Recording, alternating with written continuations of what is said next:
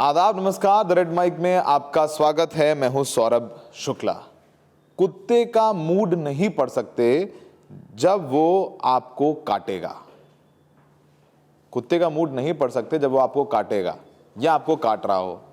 ये बात हम नहीं बोल रहे हैं, ये बात सुप्रीम कोर्ट ने बोली है। इसलिए जो डॉग लवर्स हैं वो हम पे गुस्सा होकर के हमें हड़काइएगा, गरियाइएगा नहीं, क्योंकि सुप्रीम कोर्ट ने कहा है, हमने नहीं कहा है। और हम ये वीडियो ज़रूर लेके आए क्योंकि जिस तरीके से कुत्तों को लेकर के हमारा समाज दो गुटों में बटा हुआ है कि मत पूछिए। उतना तो इस समय बांग्लादेश में अल्पसंख्यकों पर अत्याचार नहीं हो रहा जितना कि कुत्तों को लेकर के आपस में एक दूसरे पर अत्याचार और आरोप प्रत्यारोप लगाए जा रहे हैं। प्रदर्शन भूखमरी, गरीबी, बेरोजगारी को लेकर नहीं होते, लेकिन कुत्तों के बचाव को लेकर के और कुत्तों को पकड़ो, दोनों तरफ के प्रदर्शन जो है जंतर मंतर पर पिछले रविवार हुए हैं।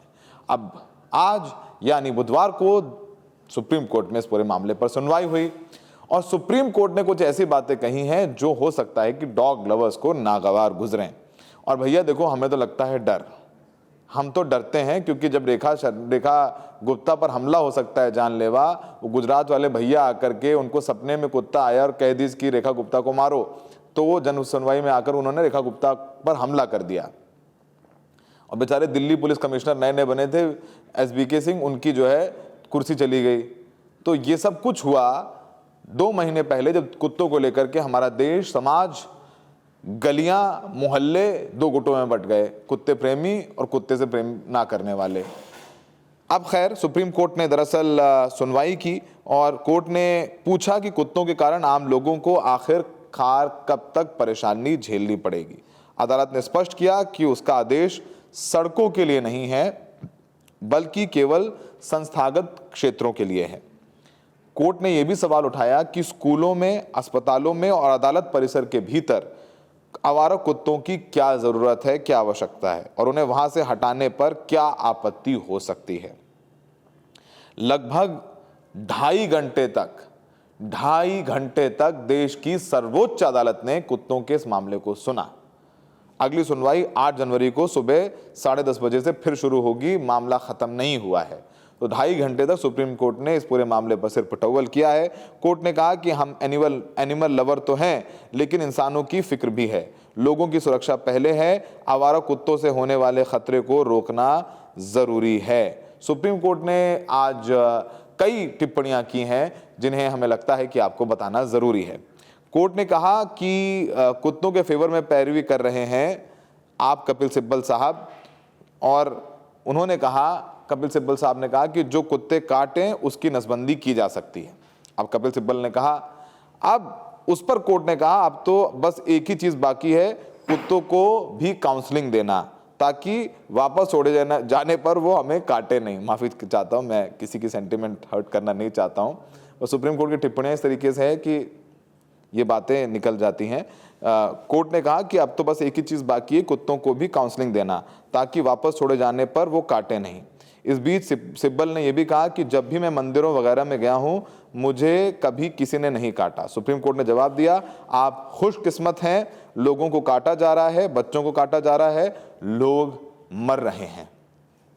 कोर्ट ने कहा कि कुत्तों से दुर्घटनाओं का भी खतरा होता है, आप इसकी पहचान कैसे करेंगे? सुबह सुबह कौन सा कुत्ता किस मूड में है ये आप नहीं जान सकते। कोर्ट ने सरकार से पूछा कि 2018 में एनिमल बर्थ कंट्रोल को लेकर के सख्त निर्देश दिए गए थे, ये ठीक से लागू क्यों नहीं हुए? नियमों के पालन में देरी से जनता को नुकसान नहीं होना चाहिए। तो इस बात को लेकर के अभी माहौल गर्म हो गया है वापस से, क्योंकि पिछले आदेश में सुप्रीम कोर्ट ने कहा था कि दिल्ली NCR की तमाम जो निगम है, नगर निगम है, जैसे नोएडा अथॉरिटी है, नोएडा में, दिल्ली में MCD है, गुड़गांव में गुड़गांव अथॉरिटी, इन सबको कहा था कि भाई जो आवारा कुत्ते हैं इनकी प्लानिंग करके सुनियोजित तरीके से इनकी नसबंदी कराई जाए और फिर उनको सड़कों पर छोड़ा जाए।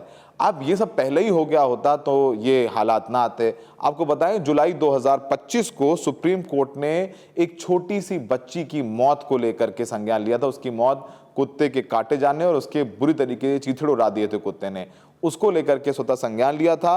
और कोर्ट ने 11 अगस्त 2025 को एक बड़ा आदेश दिया था जिसमें कहा था कि आवारा कुत्तों को 8 हफ्तों में दिल्ली और NCR के जो रेसिडेंशियल एरिया है उनसे बाहर निकाला जाए, उन्हें शेल्टर होम भेजा जाए, जिसके बाद तो आग लग गई भैया।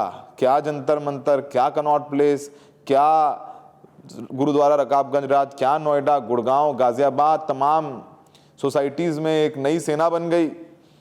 कुत्तों को रक्षा करो सेना, आवारा कुत्तों को पट्टे पहना दिए गए, लोग रात रात भर जाग रहे थे और व्हाट्सएप ग्रुप में कहा था बच्चे उठाए जा रहे हैं, बच्चे को उठा लिया। फिर बहुत माहौल ख़राब हो गया, और इतना ख़राब हुआ कि मत पूछिए कि राहुल गांधी भी, उन्होंने भी कुत्तों को लेकर इस फैसले को बड़ा कड़ा बताया, और तमाम लोगों ने ये बातें कहीं कि भाई ये तो बहुत कड़ा फैसला है, कुत्तों को इकट्ठे उठा करके निकाल करके बाहर फेंकने के बाद बहुत ज़्यादा हाश हो गई। इसके बाद फिर 13 अगस्त 2025 को फैसले का विरोध हुआ और नवनिर्वाचित माननीय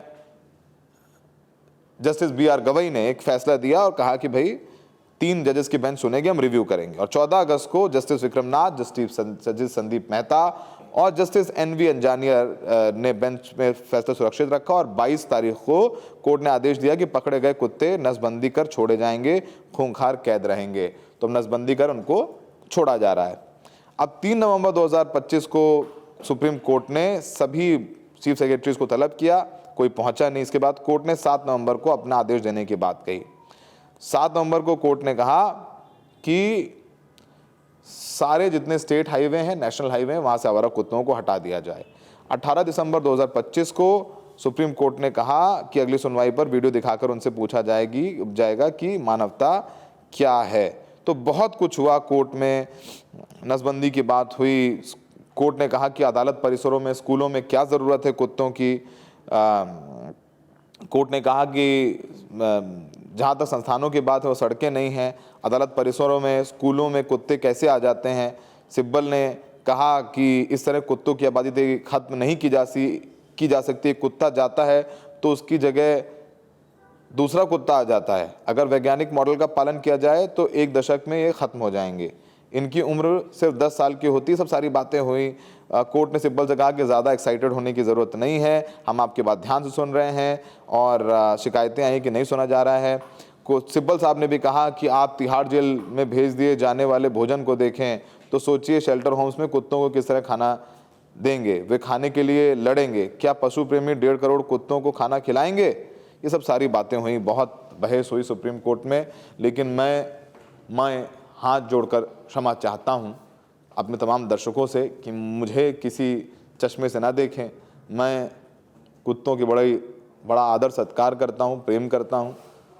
वो जहाँ देखते हैं मैं दूर से चलता हूँ, अगर वो भूखे हैं तो मैं बिस्किट भी डाल देता हूँ, लेकिन मैं उनको लेकर के बहुत उत्साहित नहीं हूँ, और ना ही मैं इस फेवर में हूँ कि उनको उठा करके ले जा करके बाहर छोड़ दिया जाए, शेल्टर होम में रखा जाए। तो ये अगर जो हमारे देश की सिविक एजेंसीज़ हैं ये काम अपना जिम्मेदारी से करें, समय पर आवारा कुत्तों की नसबंदी कर दी जाए तो लोग ना मरे। लेकिन सच्चाई है कि हर साल सैकड़ों लोग रेबीज से मरते हैं। हम दिल्ली NCR की बात कर रहे हैं, लेकिन अब अगर आप गांव खेड़ों में जाएं तो वहां पर जो रेबीज से मौत होती है वो बेहद दर्दनाक होती है। ये भी एक सच है।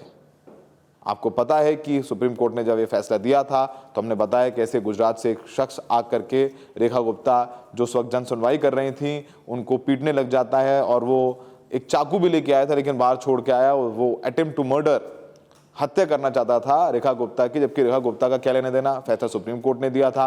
रेखा गुप्ता तो उसको लागू करवा रही थी, दिल्ली की मुख्यमंत्री थी।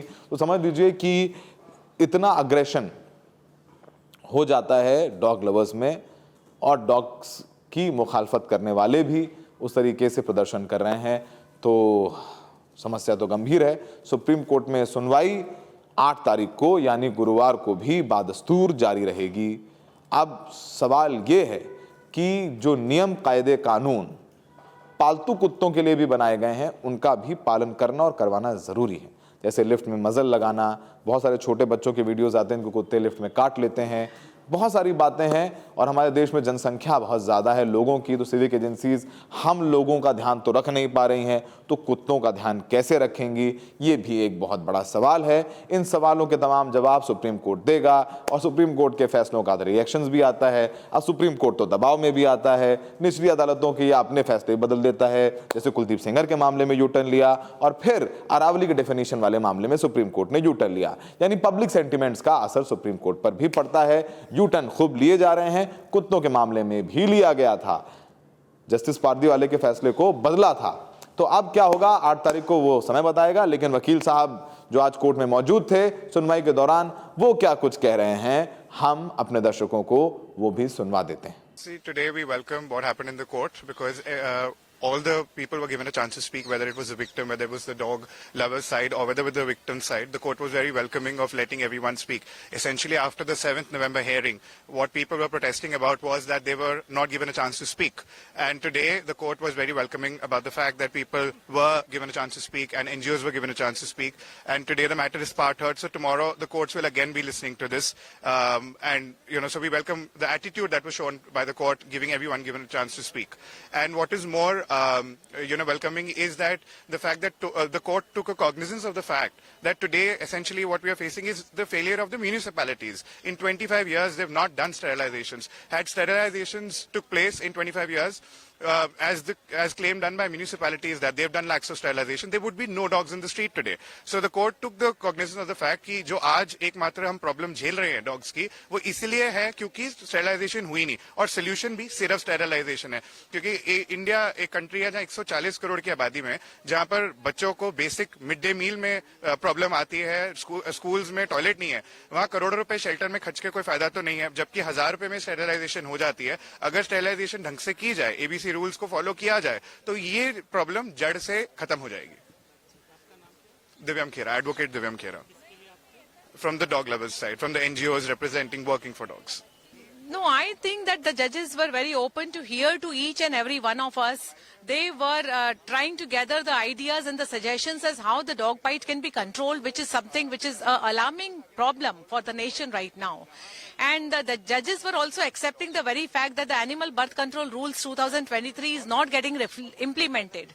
That is the main bottleneck, because if we really want to solve the dog bite problem, then if we implement entire ABC Rules 2023 to the T, मतलब एक कुर्सी के 4 पाए होते हैं, एक भी पाया हटाए तो कुर्सी गिर जाएगी, एबीसी का एक भी रूल यदि फॉलो नहीं करा तो डॉग बाइट हो जाएगा. This is what is the main problem, that the authorities are not implementing ABC rules, and that is where the courts have to play a very important role to monitor everything and to make sure that whatever is written in the rules get followed to control dog bite. See, my point is that for last 8 years I have been saying in the mission called dogitization that there are 2 problems, there are 2 solutions. Problem number 1, kutta kaat raha hai, dog bite. Problem number 2, dog population, कुत्ते की आबादी बढ़ती जा रही है. 2 problem के 2 अलग अलग सॉल्यूशन है. If you have BP and thyroid, you can not give a problem solution which is multivitamin. You have to give a right medicine for the right problem. Bite problem can be controlled with public awareness. Population problem can be controlled with counting the number of dogs. If we don't know how many dogs are there, how do we decide how many shelters do we need, how many vans do we need, how many doctors do we need?